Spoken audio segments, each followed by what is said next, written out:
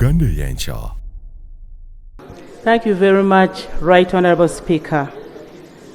This is a statement to Parliament on the rising prices of fuel in Uganda. And Right Honourable Speaker, I want to thank you for this opportunity to once again come and clarify the House. My ministry has submitted to this House previously on the impact of rising global prices of petroleum products in the country. Right Honourable Speaker and colleagues, you are aware that Uganda operates a liberalized downstream petroleum market where pump prices are determined by the forces of demand and supply as guided by the Petroleum Supply Act of 2003 and the Petroleum Supply General Regulations of 2009. For the last 1 month, prices have not changed and the country has remained well supplied, meaning we didn't have scarcity of the products. My ministry will continue to monitor the subsector to ensure that Uganda's market gets continuous supply of petroleum products throughout all the supply routes at competitive prices. To further benefit in having stable supply and improvement in pump prices, my ministry is supporting Uganda National Oil Company, Wuuno, which is a government company, to supply all oil marketing companies in Uganda. And it is planned that effective January 2024, Uganda's oil marketing companies will be directly supplied by Uganda National Oil Company, which will improve security of supply and will result in very competitive pump prices.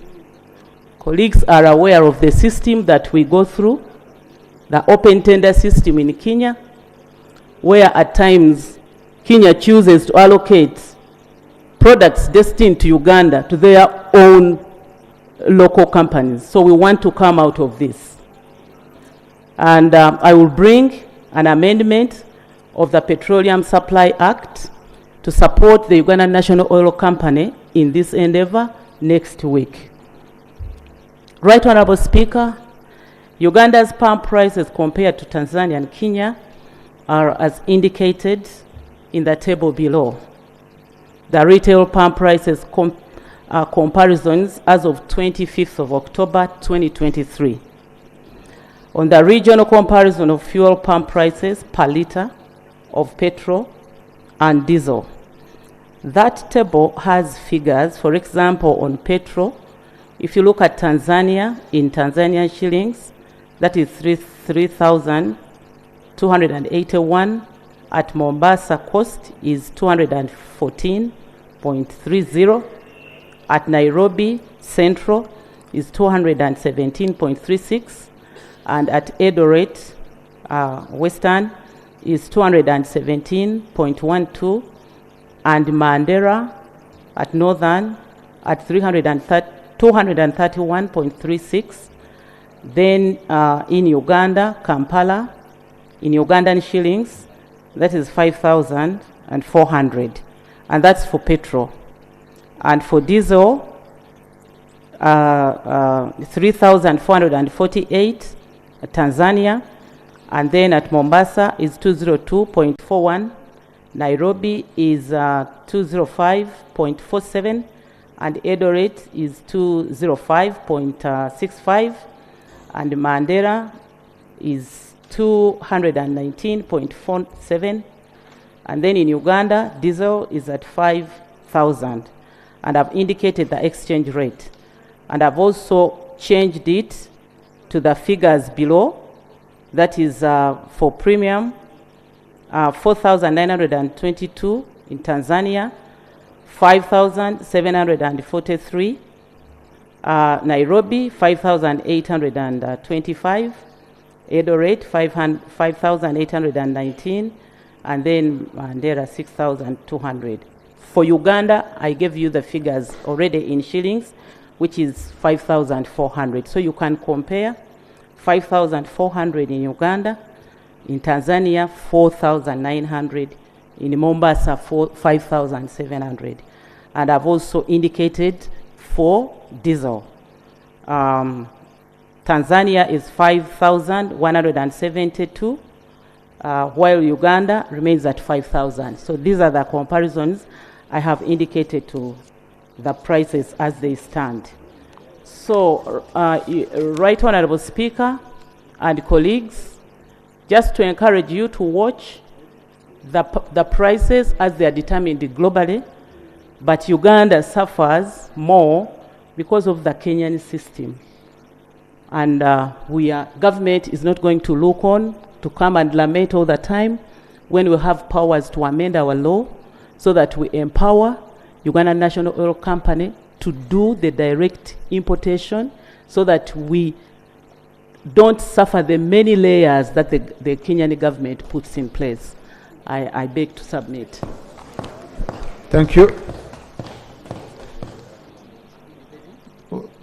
Honourable, you have a chance to debate. Why do you need the clarification? Yeah?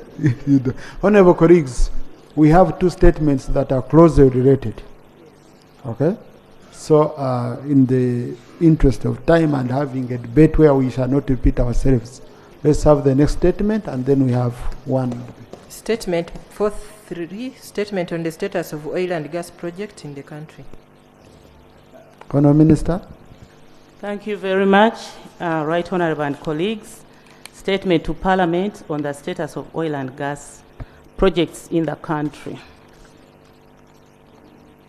Right Honourable Speaker, the purpose of this statement is to update the House on the current status of the country's oil and gas projects, call them petroleum projects.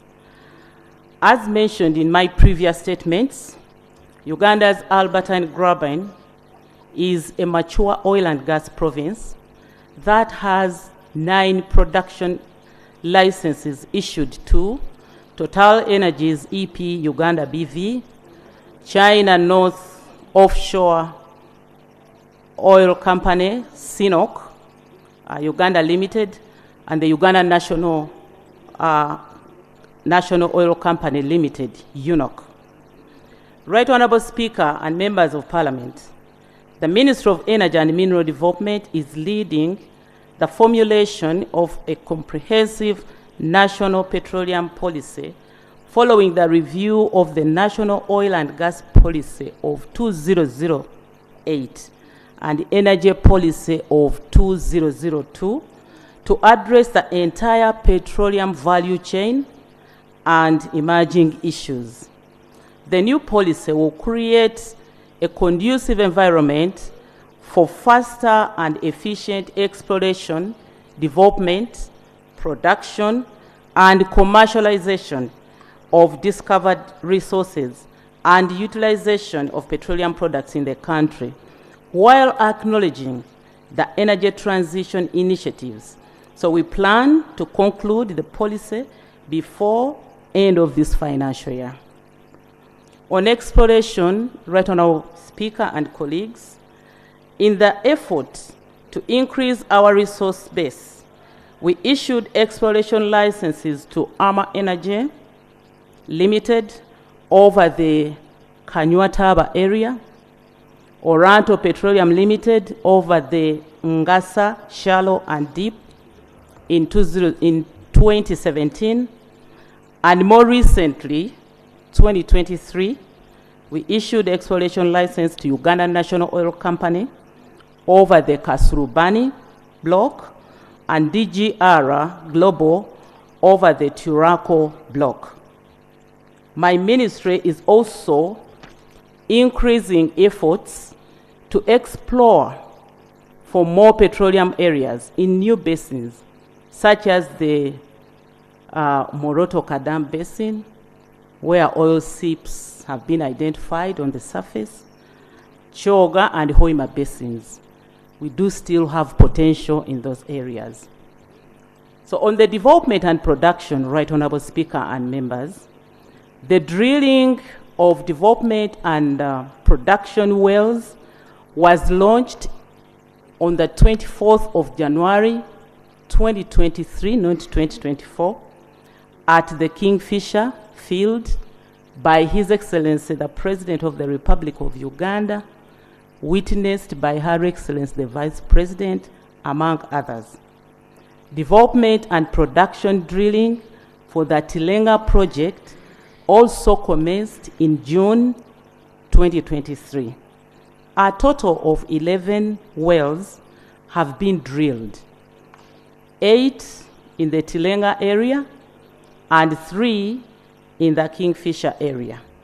These wells are being drilled using 3 rigs for Tilenga and 1 rig for Kingfisher. At peak production, Right Honourable Speaker, all fields mentioned above will produce 230,000 barrels of oil per day for 5 years. The Tilenga project will produce 190,000 barrels a day of oil a day at peak, while the Kingfisher field will produce 40,000 barrels of oil per day at peak. So in total, the above production will require a total of 457 wells and 35 well pads.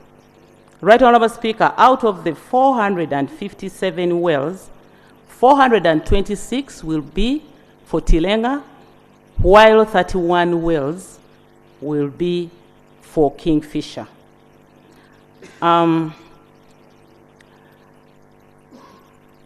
Construction of the central processing facilities, both at Kingfisher and Tilenga, is ongoing and on schedule to be ready by 2025. Colleagues, the central processing facilities do the primary processing before crude is subjected either to the refinery or for export through the East African crude oil pipeline. Now, Honourable Minister, sorry for interruption. Now, I have an issue. There is very critical information you always have. You leave out in a statement. You bring it to us off cuff. I've been listening, just watching you reading your statement, and it's very critical. It's not that I'm questioning the information you're giving. But you see, this statement, once it is uploaded, we always refer to it, even after here. Now I will need to go and dig through the Hansard to get this information. Yet, if you had captured all of it in a statement, it would be very easy. So always give us those details in a statement, Honourable Minister. Please.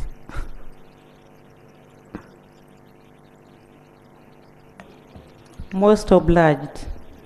And I will try to make sure that I do not do further clarifications as I read. And I will clarify more during debate. Thank you so much. So I was talking about the central processing facilities, and I have informed this House that the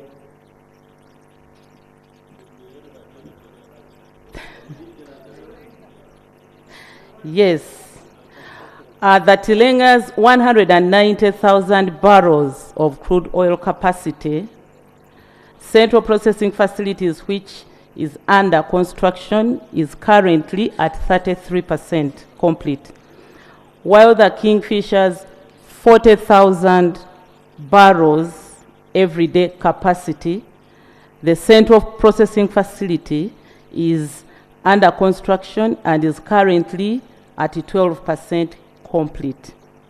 The laying of interconnecting pipelines of the Kingfisher feeder pipelines to the export hub has already commenced. It is expected that 80 kiloton and 20 kiloton per year of liquefied petroleum gas, LPG, will respectively be produced from the Tilenga and Kingfisher projects. This will enable the country to reduce on deforestation and hence save us from any climate change impacts.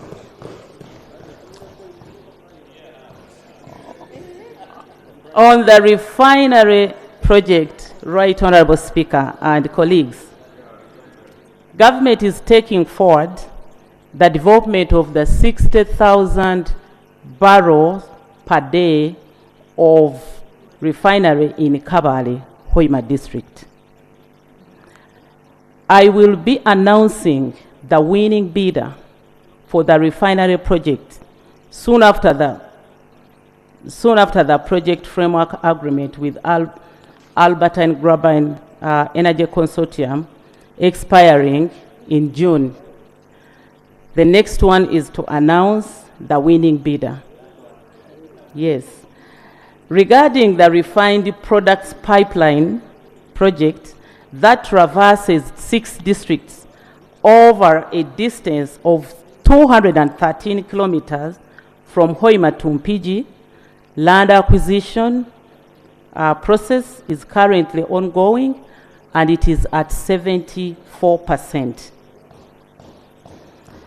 On the East African crude oil pipeline, Right Honourable Speaker and colleagues, government in January 2023 issued a permit to the East African Crude Oil Pipeline Company to construct the pipeline. The progress for detailed design for the Eco Pipeline and attendant facilities being undertaken by Wholly in London and Dar es Salaam stands at 66%. Construction of the thermal insulation plant in Tanzania is at 95%. Together with the installation of equipment for 2 coating trains is ongoing. In Uganda, civil works connected in August and commenced in August and will be followed by works at the other camps.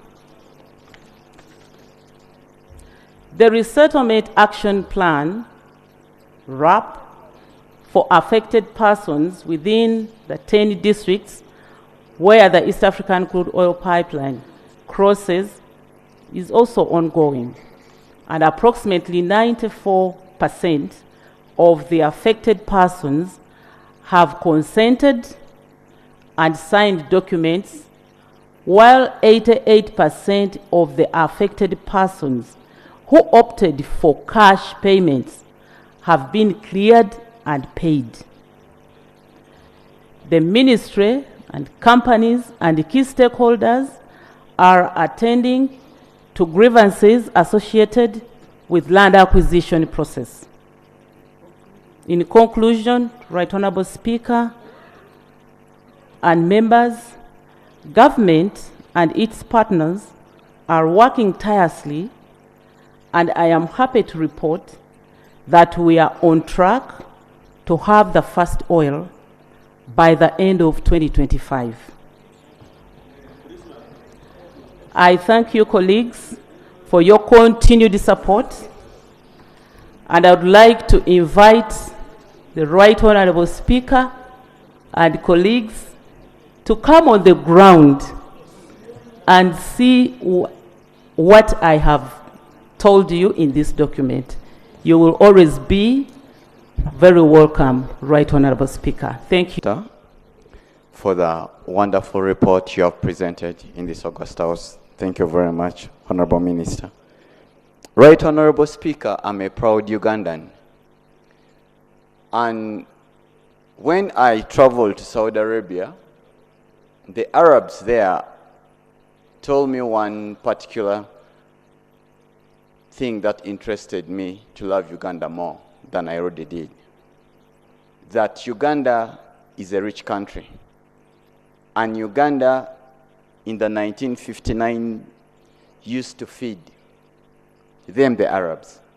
Right Honourable Speaker, in that same spirit of the wealth Uganda has, I want to read to you a list of aircrafts we have in Uganda.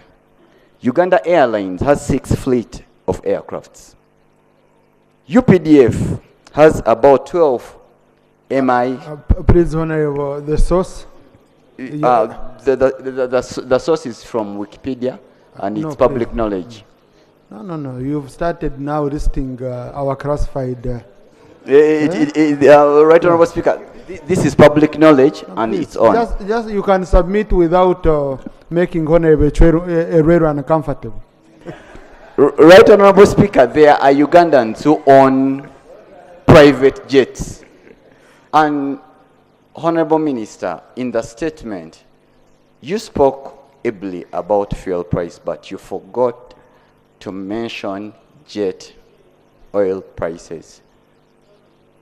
Currently, UPDF uses taxpayers' money to purchase fuel for the jets. I would be so much interested in knowing how much money, as a country, we are spending. Are they cheating our country in terms of the fuel prices for our jets? I request, Right Honorable Speaker, that if it pleases you, in the near future, the Minister presents a statement about the prices of jet fuel in this House. Thank you so much. Thank you. No, honorable colleagues, please. Jenna wants to, I think, clarify something.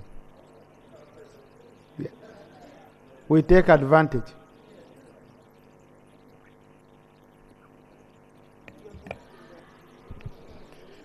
Thank you very much, Mr. Speaker and honorable colleagues.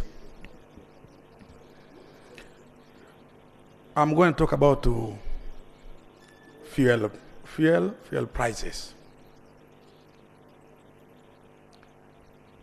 When I watch the news, watch TV, I look around,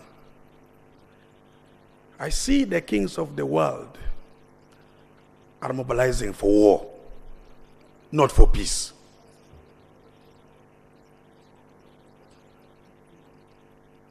And this is not about to end. It is going to continue for some time, and maybe up the time we end up burning this world. I want you to listen to this very seriously, because it is a very serious matter. As national leaders, we must watch these events with a very serious understanding.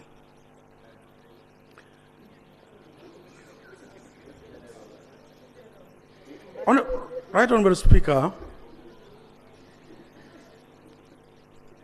the issue of prices of fuel may not be able to come down very soon. In fact, time may come when we have the money, but you can't buy fuel because it won't be there. The moment the Persian Gulf is on fire and other areas, I don't think you will be able to see the fuel you're talking about. Where will this Hoima of years go?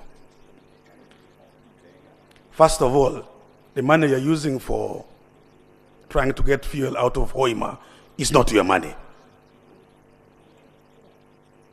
People, it is borrowed money. And when the owners say we also have problems, what are you going to say?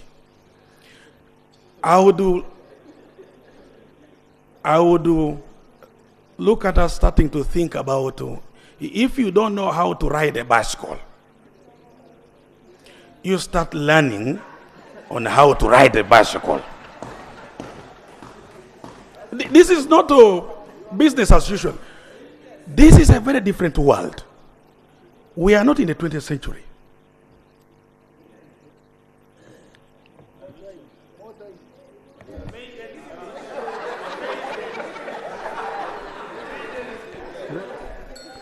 Please, General. We are in the 21st century. General, always look at me with kind eyes. You know. I know, you love me. I know. We are in the 21st century, and things are very different. And as national leaders, we need to look at these things globally and be honest to ourselves and our country. Otherwise, you are going to hang some of these colleagues of ours, ministers, for no good reason. Some of the things are over and above their control. So I wanted to give that clarity. But things are not good. And they are not about to improve. This world is about to burn. Now, now,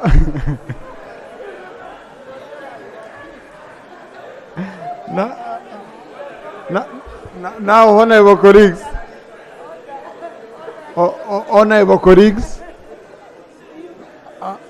General has concluded as a general. Yeah, if he had concluded directly, he has to conclude in tongues. Then you go and you think about it. What he has told us is really, if you're watching global events, he has given a word of caution. As leaders, we have to look far. So, Honorable Minister, we shall wait for a signal to look far, and where you're taking us, we shall support you. Okay? Yes. I had allowed. Now, Honorable Panado, Ibanda, why are you uncomfortable? You see, in this house, we don't do this. When you want to speak, you stand. Hey, when you do this, it might end up being an abuse to the to minister.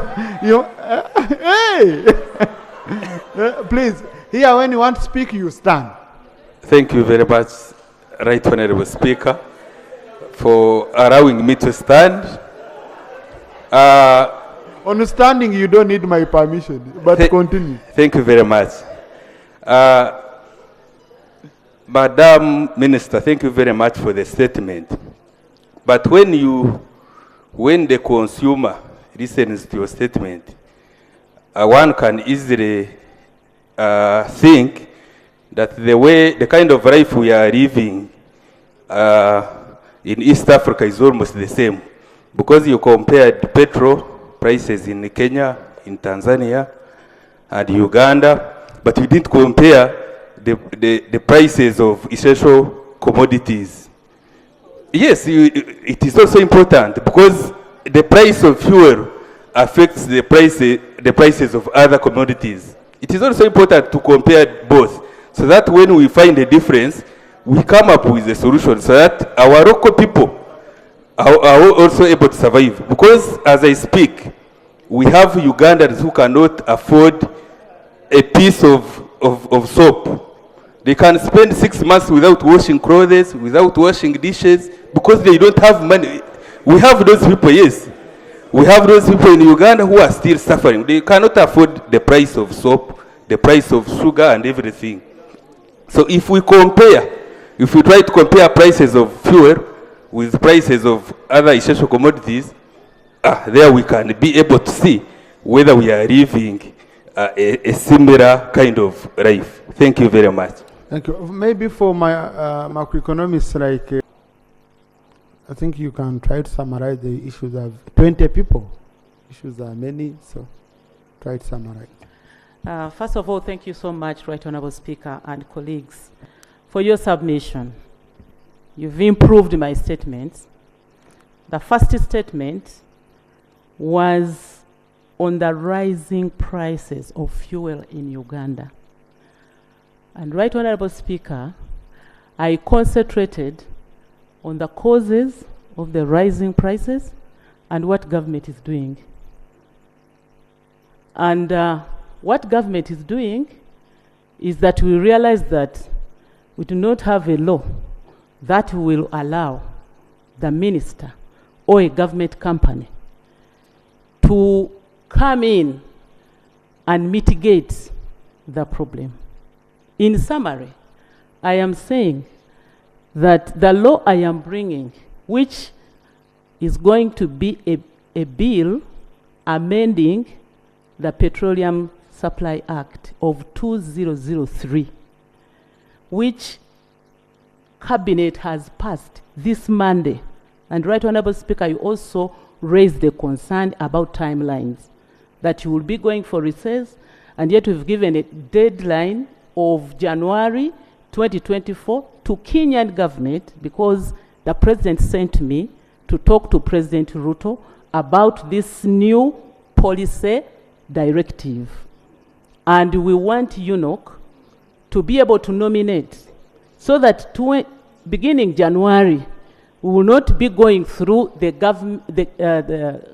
Kenyan system of G2G, government to government, where they have committed us to take the products at whatever cost.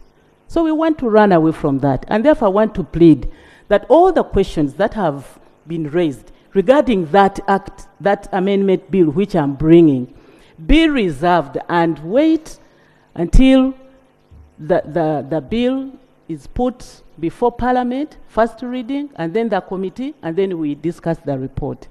So I would like to beg that I am saved out of that, and given that we don't have time. No, the rules don't even allow us, Honourable Minister. Rule 80. Exactly. Yeah.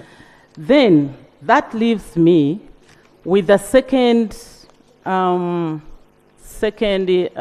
statement, where generally speaking, first of all, members are concerned about the shifting time frames.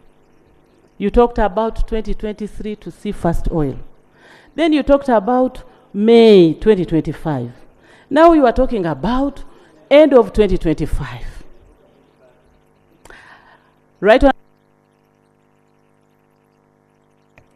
Right, Honourable Speaker and colleagues, I think let's focus on the factors that make us give different timelines. They are anticipated factors.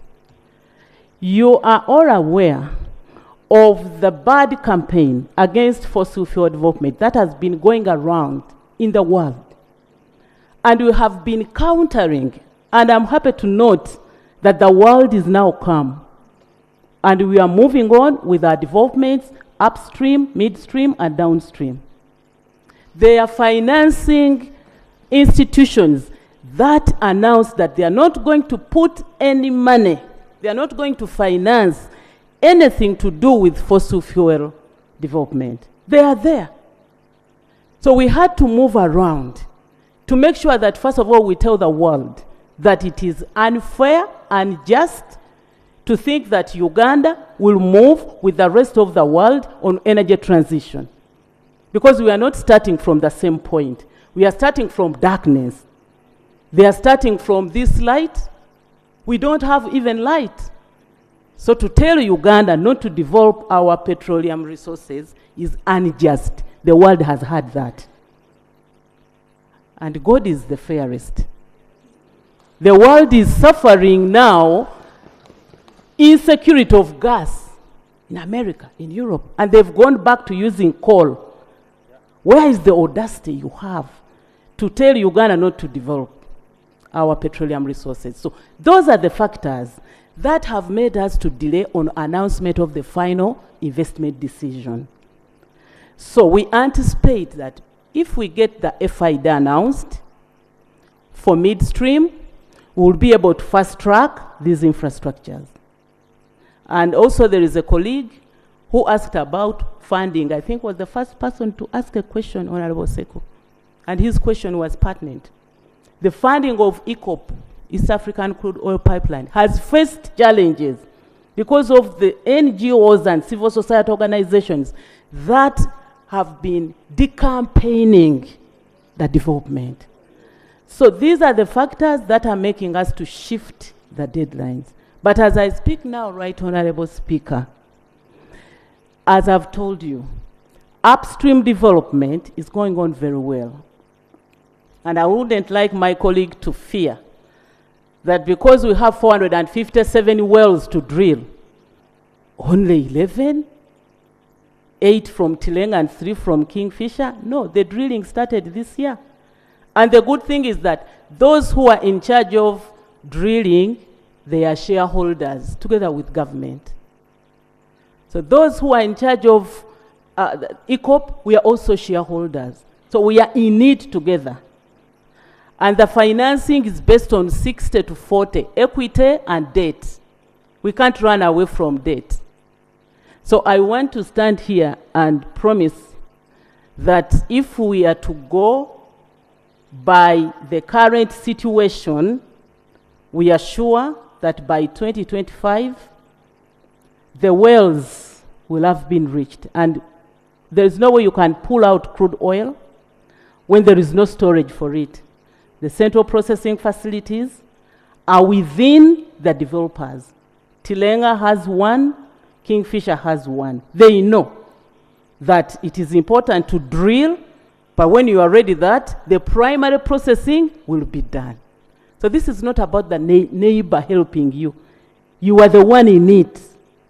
So I am not scared, Right Honorable Speaker. I know that these developers will make sure that both programs, central processing and then the drilling itself, are in tandem. What about the airport? I want to thank you, colleague, who raised the issue of the airport. It was an omission, and it is important that this airport, that the development or progress of the airport is brought out. This infrastructure is developed by the Ministry of Works, but I've been following. I know that it's at 95% complete. And when you come down on the ground, you'll be able to see it, Right Honorable. I don't know. Okay, the e-mobility. You are right, Right Honorable Speaker, to always remind us in the ministry that as we drill our petroleum, we are abreast with the fact that the world is moving towards e-mobility. We are aware, and we know that there are critical minerals which facilitate e-mobility to make batteries and the rest.